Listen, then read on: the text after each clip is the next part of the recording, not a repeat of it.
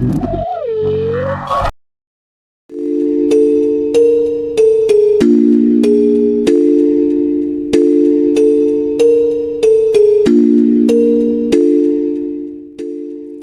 pekerjaan yang tidak pernah diumumkan.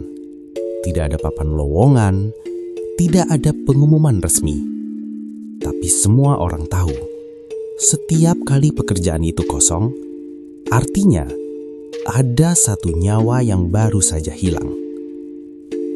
Di sebuah desa terpencil, pekerjaan itu disebut anak angon.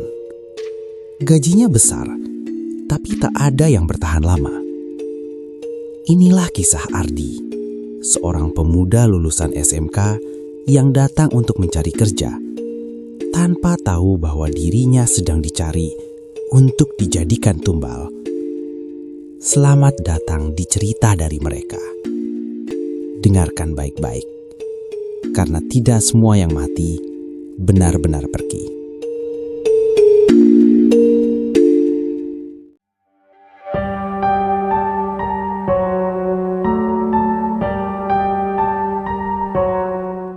Malam itu, hujan turun rintik-rintik ketika Ardi berdiri di depan gerbang besi berkarat bertuliskan Rumah Juragan Satya. Usianya baru 20 tahun, lulusan SMK, tapi ijazahnya lebih sering tersimpan di map coklat daripada dipakai melamar kerja. Pabrik tidak menerima karena tak mempunyai koneksi. Bengkel tak menerima pegawai. Perut ibunya di rumah sudah terlalu sering diisi nasi dan garam. Desa itu sunyi, terlalu sunyi. Tidak ada suara jangkrik, tidak ada anjing menggonggong, seolah seluruh makhluk hidup memilih diam saat malam tiba. Ini tempatnya, Dik. Suara Pak Lurah menggema pelan di telinga Ardi. Lelaki tua itu tidak berani melangkah masuk. Ia hanya menunjuk ke arah rumah besar di tengah ladang sapi. "Yakin mau kerja di sini?" tanyanya pelan. Ardi menelan ludah. Ia tahu cerita itu. Anak angon Juragan Satya selalu digaji besar, tapi tak pernah ada yang bertahan lama. Ada yang katanya jatuh ke jurang, ada yang mati mendadak, ada pula yang menghilang begitu saja. Namun Ardi sudah terlalu lelah untuk takut. "Saya butuh kerja, Pak." Pak Lurah menghela nafas panjang. "Kalau begitu, anggap saja kamu tidak pernah dengar cerita apapun." Pintu rumah Juragan Satya terbuka perlahan. Seorang lelaki tua tinggi besar berdiri di ambang pintu. Wajahnya teduh, tapi matanya kosong, seperti lubang gelap yang tidak memantulkan cahaya. "Kamu Ardi?" "Saya, Pak." Juragan Satya tersenyum tipis. "Besok pagi mulai kerja. Kamar sudah disiapkan. Gaji 2 kali UMR." Jantung Ardi berdegup keras. Terlalu mudah, terlalu cepat. Malam pertama di kamar anak angon, Ardi tidak bisa tidur. Dari kejauhan, suara sapi terdengar gaduh, seolah ketakutan pada sesuatu yang tidak bisa mereka lihat. Dan tepat tengah malam, dari bawah lantai kayu kamarnya terdengar suara garukan perlahan. Ardi menarik selimut hingga ke dada. Ia belum tahu bahwa malam-malam berikutnya akan menuntut lebih dari sekedar keberanian. Pagi di rumah Juragan Satya tidak pernah benar-benar terasa pagi. Kabut tipis masih menggantung meski matahari sudah naik setengah langit. Udara dingin menusuk tulang, membuat Ardi merapatkan jaket tipisnya sambil menggiring belasan sapi keluar kandang. Langkah kaki sapi terdengar berat. Bukan malas, lebih seperti enggan. "Ayo," gumam Ardi mencoba menenangkan mereka. Namun salah satu sapi jantan mendadak berhenti. Matanya melotot ke arah padang rumput di depan. Nafasnya memburu, seperti melihat sesuatu yang mengancam. Ardi mengikuti arah pandang sapi itu. Tidak ada apa-apa, hanya rumput basah dan pohon-pohon randu tua. Tapi perasaan tidak enak itu muncul lagi. perasaan yang sama seperti semalam saat ia mendengar suara garukan dari bawah lantai kamarnya. Hari itu berlalu aneh. Sapi-sapi tidak mau menjauh dari kandang. Setiap Ardi mencoba menggiring mereka lebih jauh ke padang rumput, mereka selalu menarik tali, meringkik resah, dan kembali mendekat ke rumah Juragan Satya. Menjelang sore, Ardi melihat sesuatu yang membuat tengkuknya dingin. Di kejauhan, di antara kabut tipis, seperti ada sosok berdiri diam. Tinggi, hitam, tidak bergerak. Cuma pohon, ucap Ardi menenangkan diri. Namun, saat ia berkedip, sosok itu sudah tidak ada. Malam pun tiba. Seperti kemarin, desa kembali mati. Sunyi yang tidak wajar. Bahkan suara angin pun seperti ditelan kegelapan. Di kamar, Ardi duduk bersila, membaca doa pendek sebelum tidur. Ibunya selalu bilang, doa adalah pagar paling kuat. Namun ketika matanya terpejam, brak! Suara keras dari arah kandang sapi membuat Ardi terlonjak berdiri. Ia membuka jendela. Sapi-sapi mengamuk. Mereka berlarian di dalam kandang, menabrak dinding kayu, meraung-raung seperti kesakitan. Beberapa bahkan berlutut, seolah bersujud pada sesuatu yang tak terlihat. Ya Allah! Ardi berlari keluar kamar. Di bawah cahaya lampu temaram kandang, ia melihat jejak aneh di tanah basah. Jejak kaki. Bukan manusia, bukan hewan. Terlalu besar untuk manusia, terlalu tegak untuk binatang. 3 jari panjang menancap dalam tanah, seolah dicengkram paksa. Mas Ardi, suara parau membuat Ardi berbalik. Seorang nenek berdiri di luar pagar. Wajahnya keriput, matanya cekung dalam. Ia membawa lampu sentir kecil. Jangan lama-lama di kandang malam hari, bisiknya. Kenapa, Mbah? Nenek itu menatap ke arah padang rumput gelap. Padang ini tidak pernah sepi. Hanya mata manusia saja yang tidak bisa melihat. Ardi hendak bertanya lagi, tapi nenek itu sudah berlalu, menghilang di balik kabut. Keesokan harinya, Juragan Satya memanggil Ardi. Kerjamu bagus, katanya sambil menyerahkan amplop coklat tebal. Ardi terdiam. Belum seminggu bekerja, tapi uang itu lebih banyak dari gaji pabrik sebulan. Kalau ada suara aneh, jangan dihiraukan. Lanjut Juragan Satya datar. Sapi memang begitu. Nada suaranya tenang, terlalu tenang. Malam kedua, Ardi kembali terbangun. Bukan karena suara, tapi karena bau.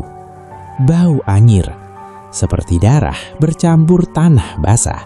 Dari celah lantai kamarnya, asap hitam tipis mengepul, disertai suara nafas berat, sangat dekat.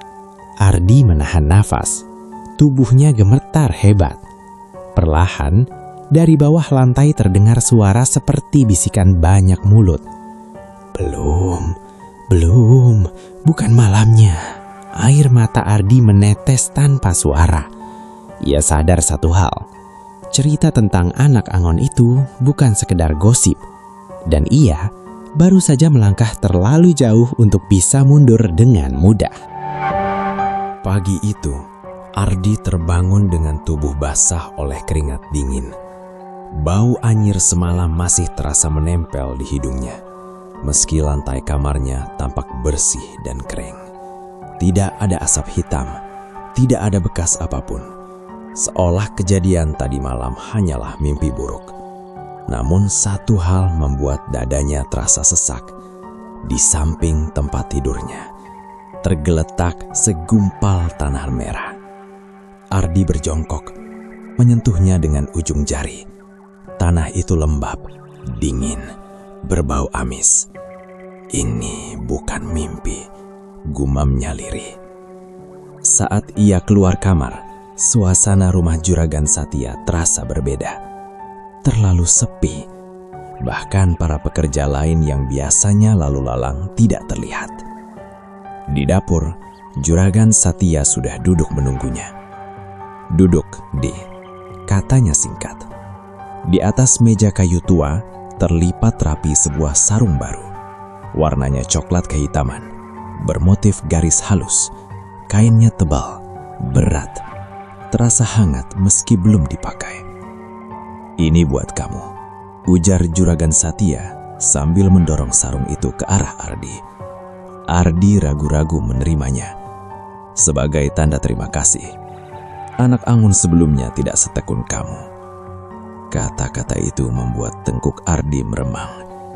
Anak Angon sebelumnya yang mati mendadak itu. "Terima kasih, Pak," ucapnya pelan.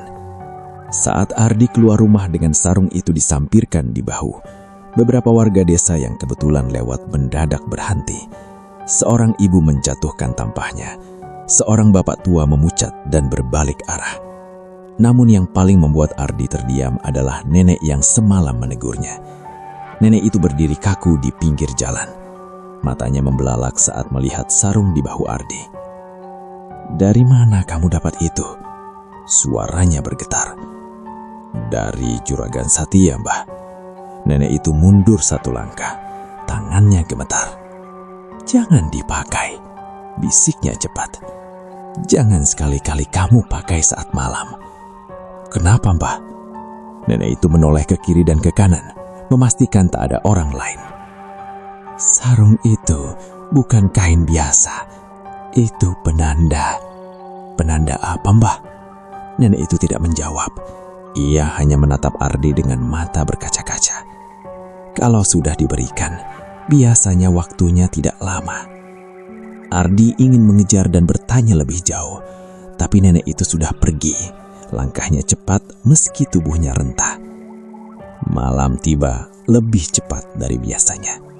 Angin berhembus dingin, membawa suara gesekan dari arah padang rumput, seperti kain diseret di tanah.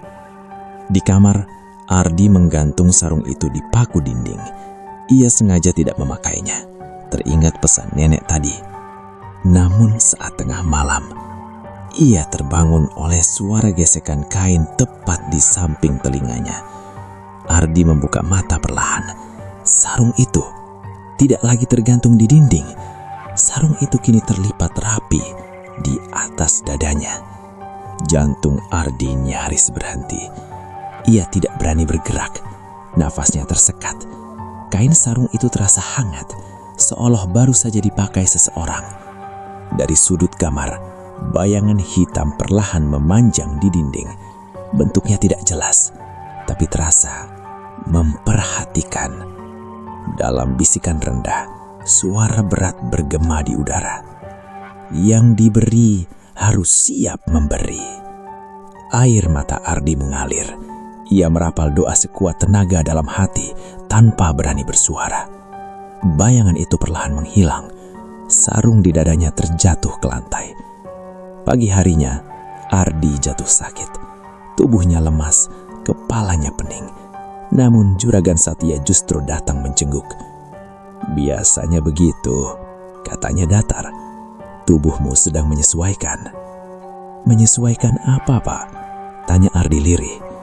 Juragan Satya tersenyum tipis. "Dengan rumah ini." Saat Juragan Satya pergi, Ardi menemukan sesuatu di balik lipatan sarung. Benang merah, rambut manusia, dan noda coklat gelap yang sudah lama mengering. Ardi menutup mulutnya menahan mual. Kini Ardi yakin sarung itu bukan hadiah, melainkan tanda bahwa ia telah dipilih. Dan sesuatu atau seseorang sedang menunggu malam yang tepat. Hari itu hujan turun sejak sore. Langit kelabu menggantung rendah di atas rumah Juragan Satya, membuat suasana semakin muram. Ardi duduk di teras belakang, memandangi tetesan air yang jatuh satu persatu ke tanah, seolah menghitung waktu menuju malam. Tubuhnya masih lemah sejak kejadian sarung itu. Namun Juragan Satya tidak memperlihatkan kekhawatiran sedikit pun. "Jangan tidur terlalu cepat malam ini," ucap Juragan sambil menyalakan rokok. "Ada tamu." "Tamu?" Ardi menoleh.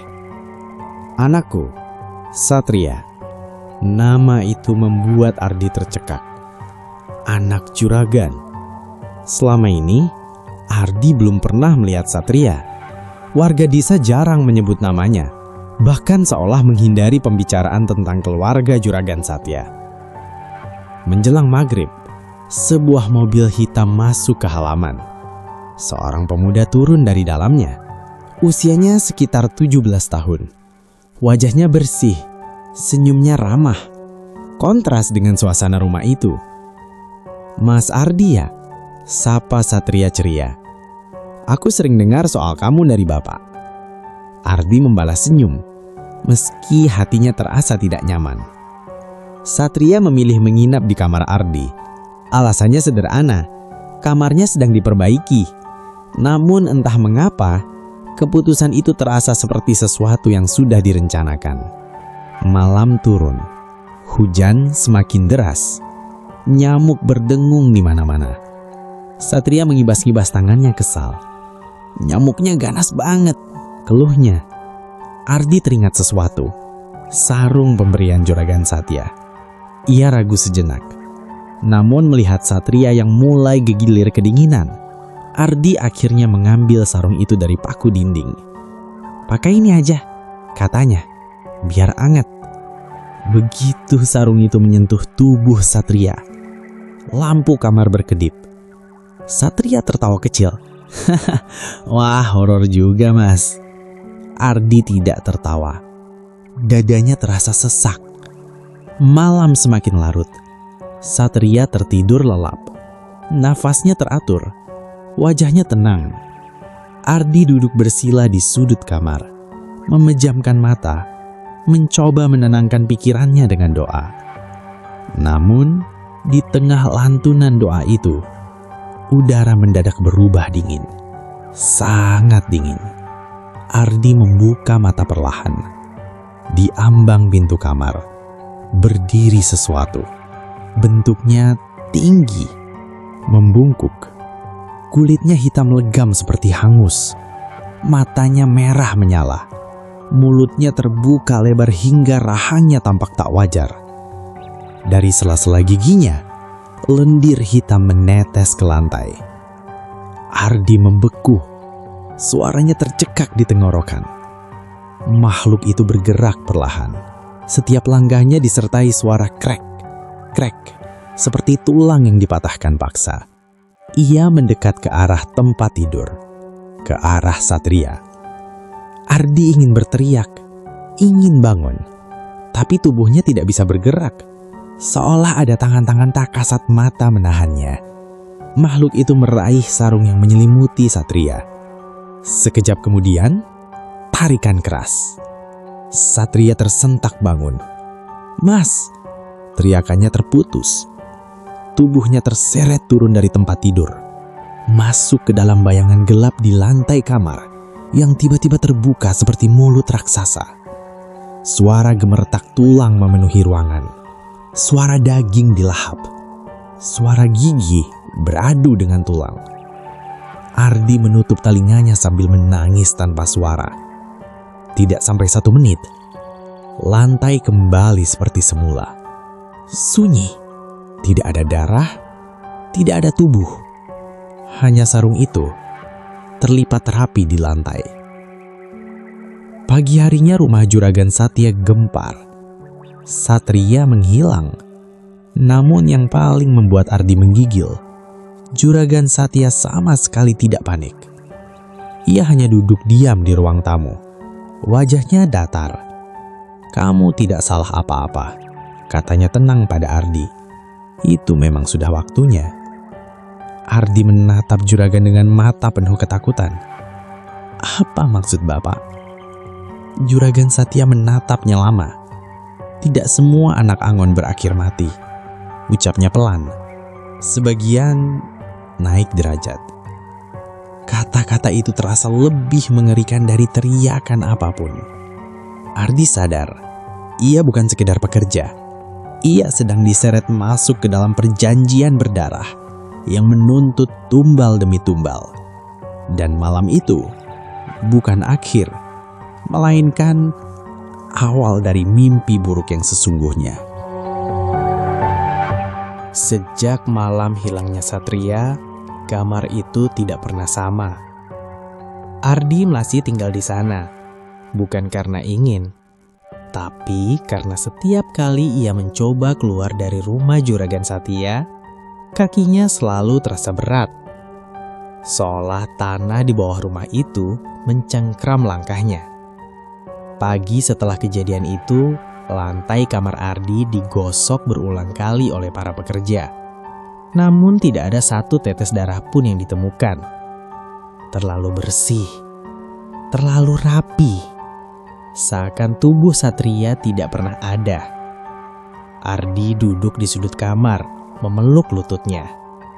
Matanya kosong. Telinganya masih berdenging oleh suara gemeretak tulang semalam. "Mas Ardi." Suara itu membuatnya tersentak. Nenek yang sering muncul di malam hari kini berdiri di ambang pintu kamar. Wajahnya tampak lebih tua dari sebelumnya. "Kamu melihatnya kan?" tanya nenek itu lirih.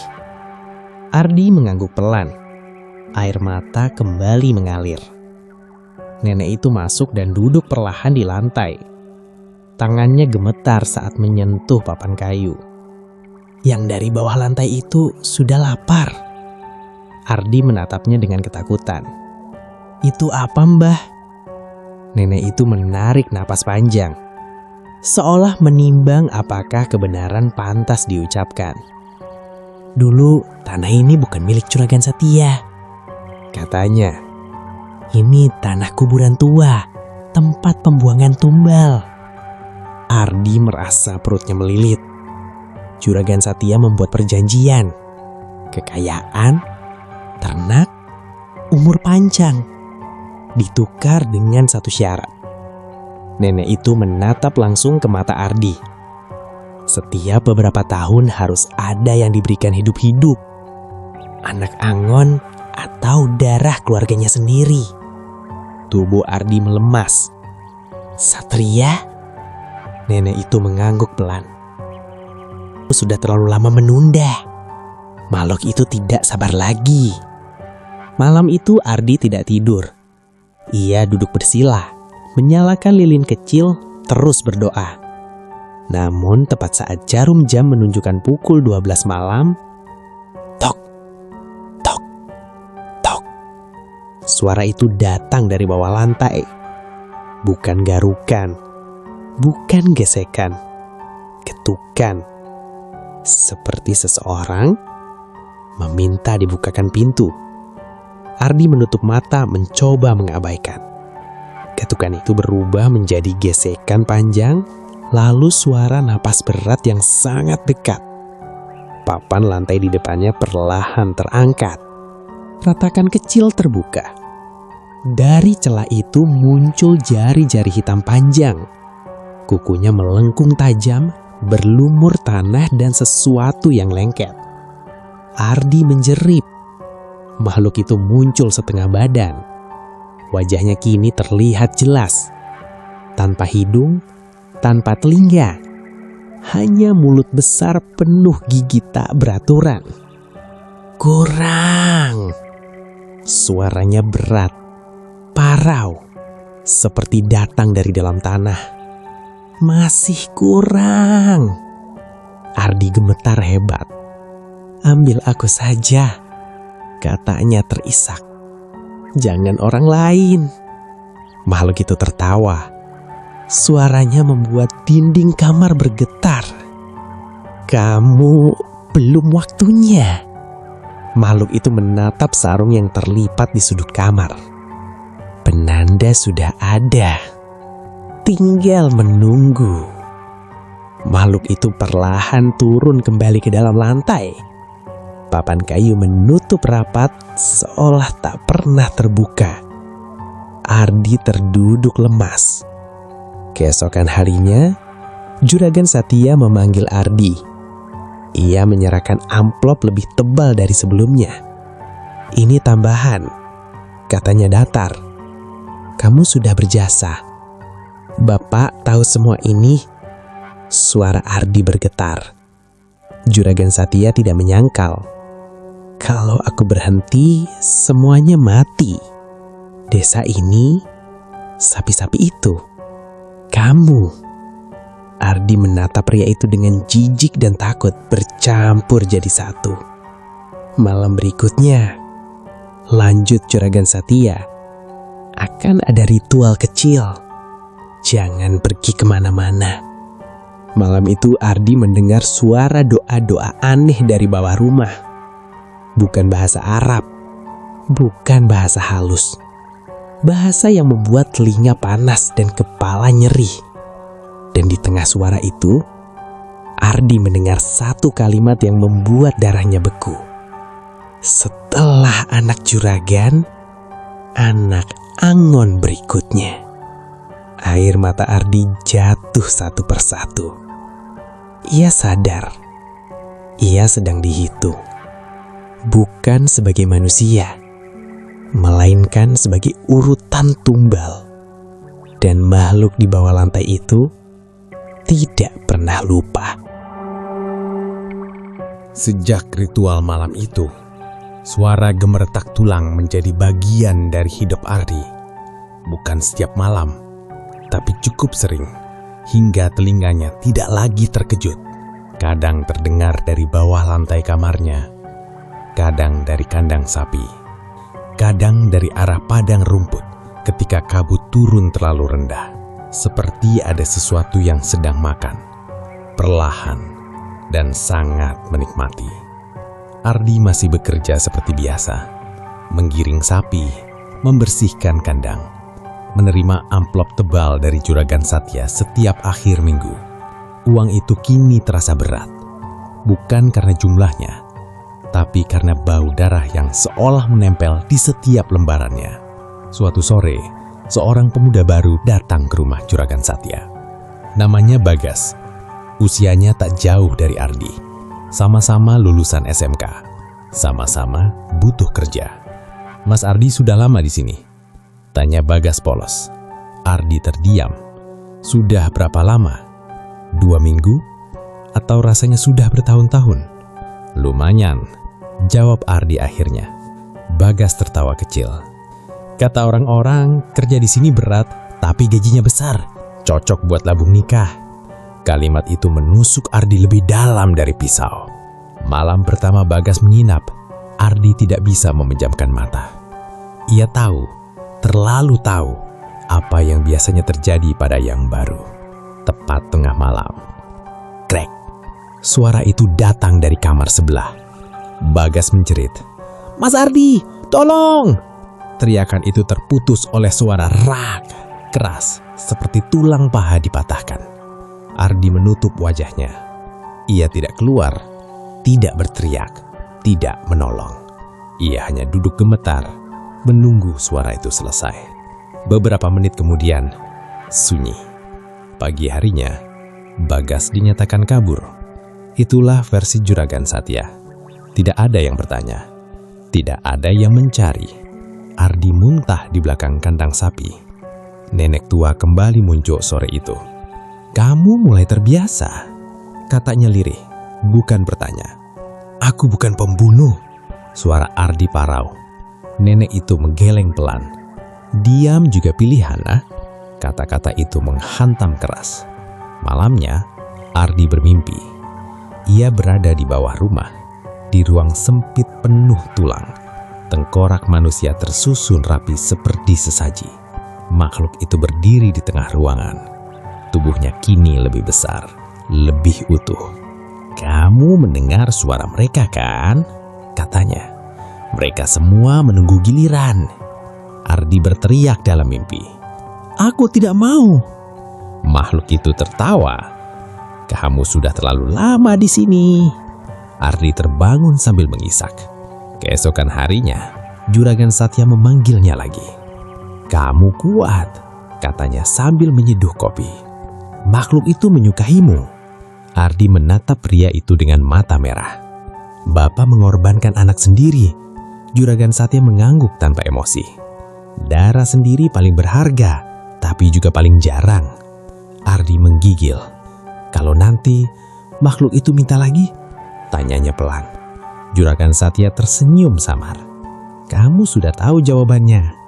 Malam itu, Ardi duduk sendirian di kamar. Di bawah lantai, suara tulang kembali terdengar. Namun kali ini, ada suara lain. Suara Bagas, suara Satria, suara anak-anak Anggon sebelumnya. Berbisik bersamaan. Giliranmu tinggal menunggu. Ardi berteriak, menutup telinga. Tapi suara itu tidak datang dari luar. Suara itu datang dari dalam kepalanya. Ia sadar satu hal yang paling mengerikan. Ia tidak lagi hanya menjadi saksi. Ia telah menjadi bagian dari sistem tumbal itu. Dan setiap malam ia bertahan hidup. Ada nyawa lain yang dibayar sebagai gantinya. Hujan turun tanpa suara malam itu. Bukan rintik yang menenangkan, melainkan hujan pekat membuat dunia terasa semakin sempit. Ardi duduk di kamar, menatap lantai kayu dengan mata kosong. Sejak kematian Bagas, tidur bukan lagi kebutuhan, melainkan musuh. Suara-suara itu masih datang, bukan lagi hanya kemeretak tulang. Kini, bisikan, buka, cari, ketahui. Ardi berdiri perlahan. Entah dorongan dari mana, ia mengambil linggis kecil di sudut gudang dan kembali ke kamar. Tangannya gemetar saat ia mencungkil papan lantai yang dulu pernah terbuka sendiri. Krak, papan itu terangkat. Bukan lubang tanah yang terlihat di bawahnya, melainkan sebuah ruang kecil cukup untuk satu tubuh meringkuk. Di dalamnya terdapat peti kayu tua yang dipenuhi simbol-simbol aneh, campuran aksara Jawa kuno dan coretan seperti kupu. Ardi membuka peti itu. Di dalamnya ada buku lusuh berbau tanah dan darah. Sampulnya bertuliskan satu kalimat, tata cara perjanjian anak Angon. Jantung Ardi berdegup kencang. Dengan tangan gemetar, ia membuka halaman demi halaman. Isi buku itu membuat nafasnya sesak. Tertulis jelas, setiap penjaga ternak bukan sekedar pekerja, melainkan penyeimbang, tumbal hidup yang ditugaskan menjaga batas antara dunia manusia dan makhluk pemakan janji yang bersemayam di bawah tanah itu. Tertulis pula daftar nama, puluhan nama.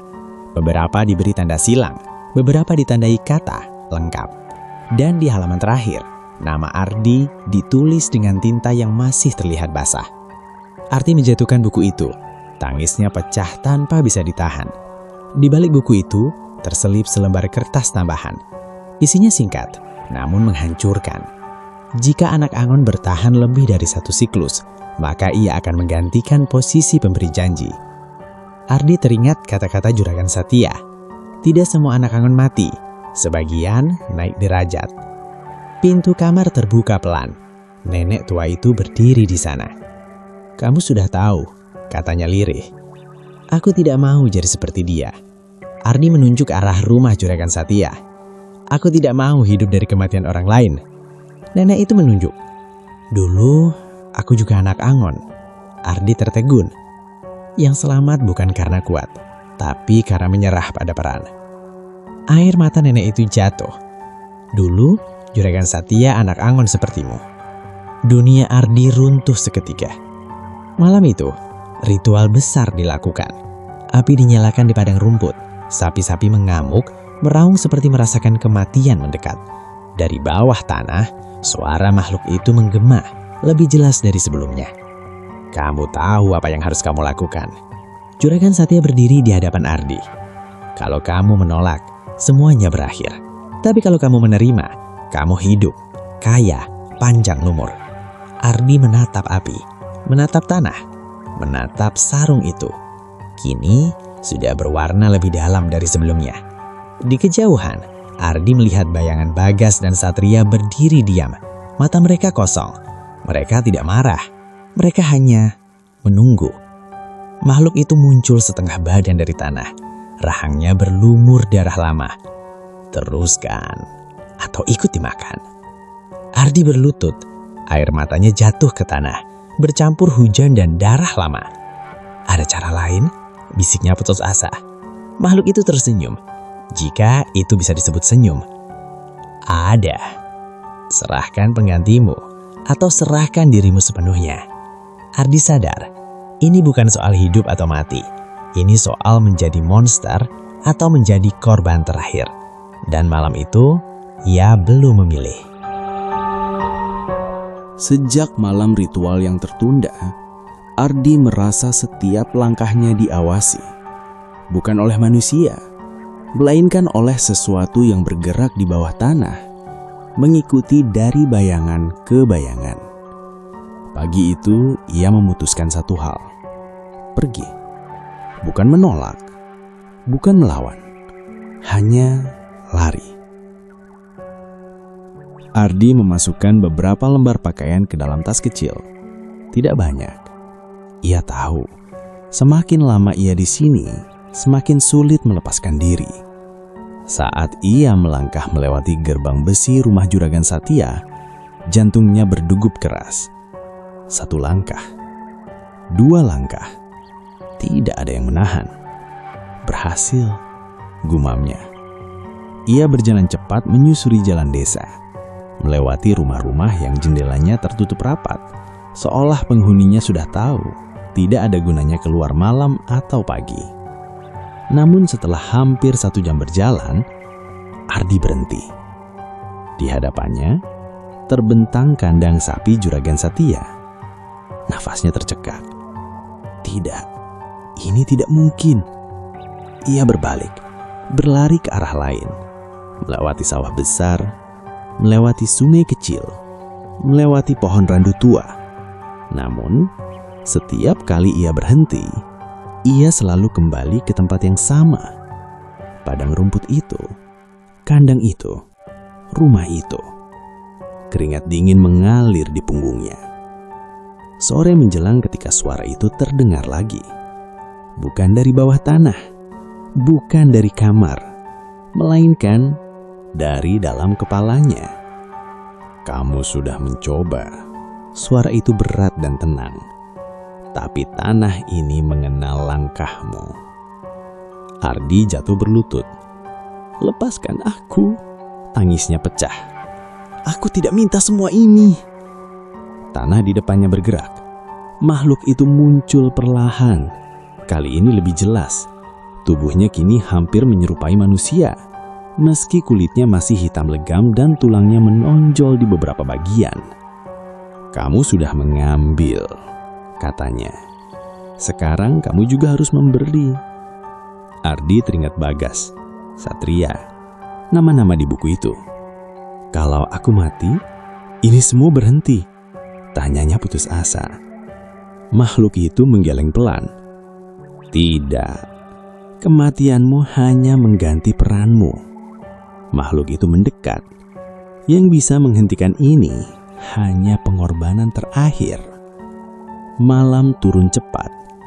Juragan Satya berdiri di teras rumah, seolah sudah tahu Ardi akan kembali. Kamu tidak bisa pergi, katanya datar.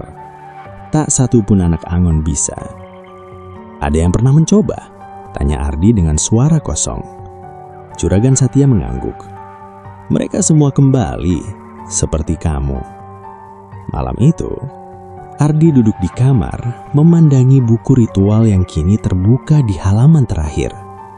Ada satu catatan kecil yang sebelumnya ia lewatkan. Jika penyeimbang menolak peran, maka ia akan menjadi jembatan.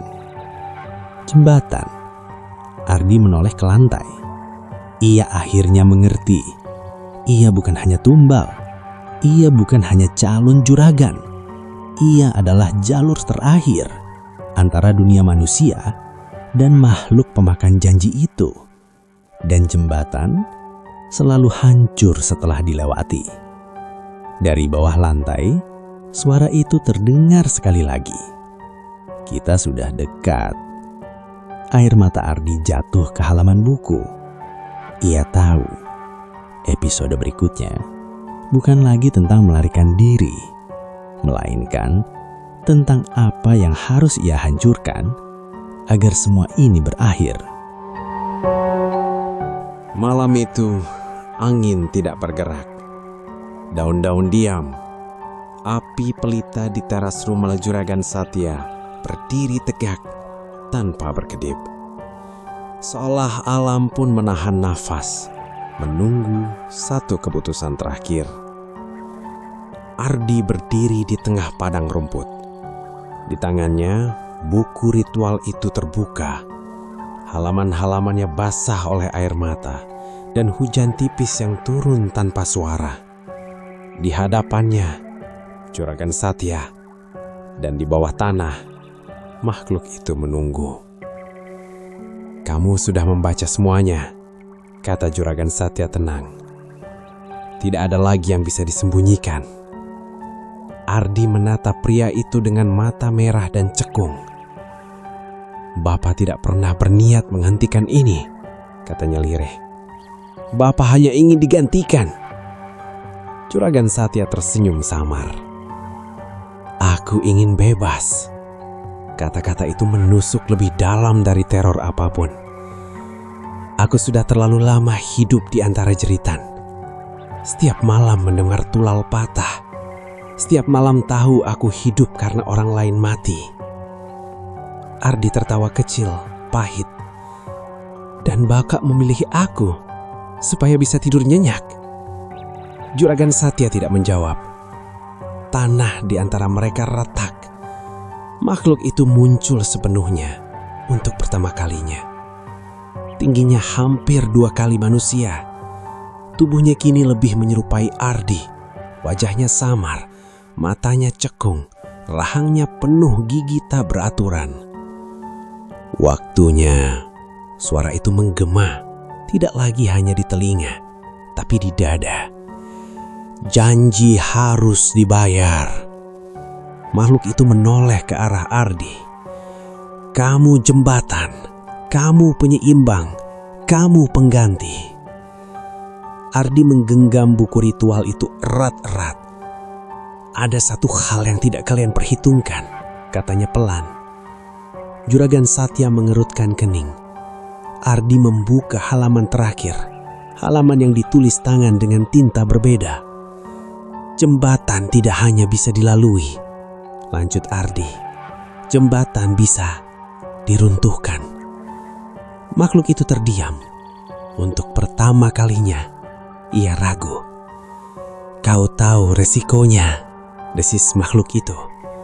"Jika kamu hancur, tidak ada lagi penahan." "Aku tahu," jawab Ardi. "Dan itulah maksudnya." Juragan Satya melangkah maju. "Jangan bodoh!" Suaranya pecah untuk pertama kali. "Kalau kamu mati seperti itu, semua yang pernah aku lakukan sia-sia." Ardi menatapnya.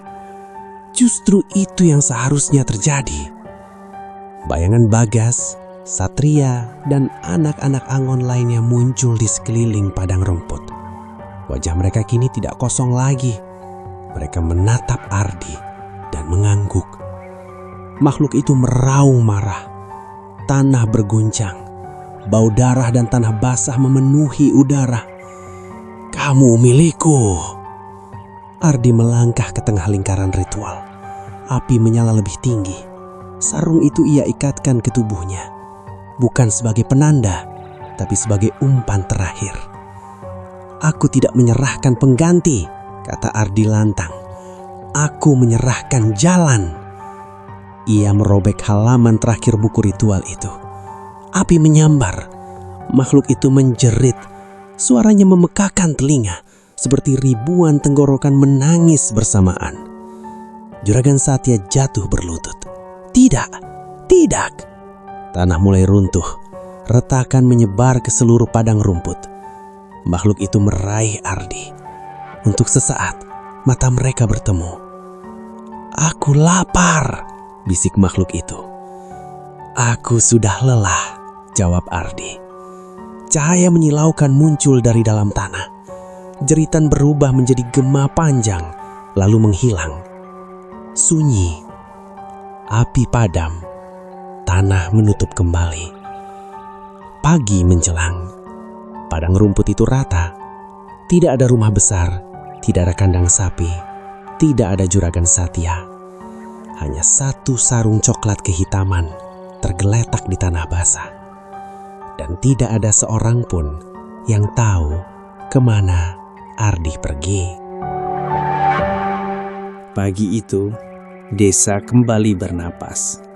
Kabut yang biasanya turun hingga siang hari menghilang lebih cepat dari biasanya. Matahari muncul hangat, menyinari padang rumput yang kini terasa kosong. Tidak ada kandang sapi, tidak ada rumah besar Juragan Satya, tidak ada jejak ritual, api, atau tanah retak. Seolah tempat itu tidak pernah ada. Warga desa keluar perlahan dari rumah mereka. Mereka berdiri di tepi padang rumput, saling pandang tanpa kata. Tidak ada yang berani bertanya. Tidak ada yang berani menyebut nama Ardi. Karena mereka semua tahu. Nenek tua berdiri paling depan. Matanya memandangi tanah basah itu lama sekali. Angin pagi menggerakkan rambut putihnya perlahan. Sudah selesai, bisiknya.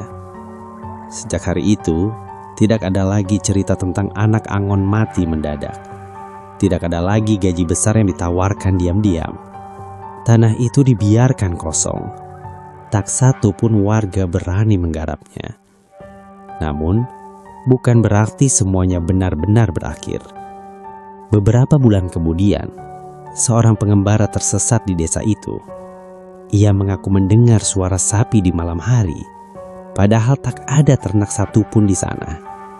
Katanya, dari tengah padang rumput, ia melihat seorang pemuda berdiri diam. Usianya sekitar 20 tahun. Pakaiannya sederhana, sarung coklat kehitaman melilit pinggangnya. Pemuda itu tidak menakutkan. Wajahnya lelah, tapi tenang. "Mas, ini desa apa?" tanya si pengembara. Pemuda itu menoleh perlahan. "Dulu," katanya pelan, "ini tempat orang menukar nyawa dengan harapan." "Sekarang?" tanya si pengembara. Pemuda itu tersenyum tipis. "Sekarang, tempat janji yang dikubur." Ketika pengembara itu berkedip, pemuda itu sudah tidak ada. Hanya angin dan bau tanah basah. Nenek tua meninggal setahun kemudian. Sebelum pergi, ia sempat berpesan pada cucunya satu hal. "Kalau kamu dengar suara gemeretak tulang di malam hari, jangan takut. Itu bukan lapar, itu penjaga yang memastikan tak ada lagi janji kotor dibuat di tanah ini." Dan hingga hari ini, setiap malam tertentu, ketika bulan tergantung rendah dan angin berhenti bergerak, orang-orang desa bersumpah mendengar suara langkah pelan menyusuri padang rumput kosong. Bukan untuk meminta tumbal, bukan untuk menagih janji, melainkan untuk berjaga. Karena selalu ada manusia yang tergoda gaji besar dan jalan pintas. Dan selalu ada satu cerita yang harus diingat agar kesalahan yang sama tidak diulang. Namanya tidak tertulis dimanapun, tapi orang-orang desa menyebutnya dengan satu nama, Anak Angon Terakhir.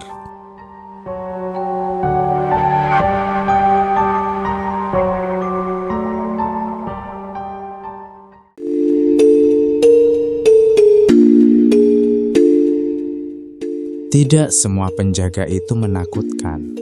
Ada yang tinggal karena janji. Ada yang bertahan karena pengorbanan.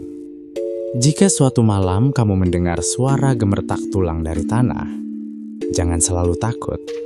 Bisa jadi, itu bukan makhluk yang lapar, melainkan penjaga terakhir yang memastikan tak ada lagi manusia menukar nyawa demi jalan pintas. Terima kasih sudah mendengarkan cerita dari mereka. Jangan lupa subscribe, karena masih banyak kisah yang tidak pernah dicatat, tapi nyata pernah terjadi.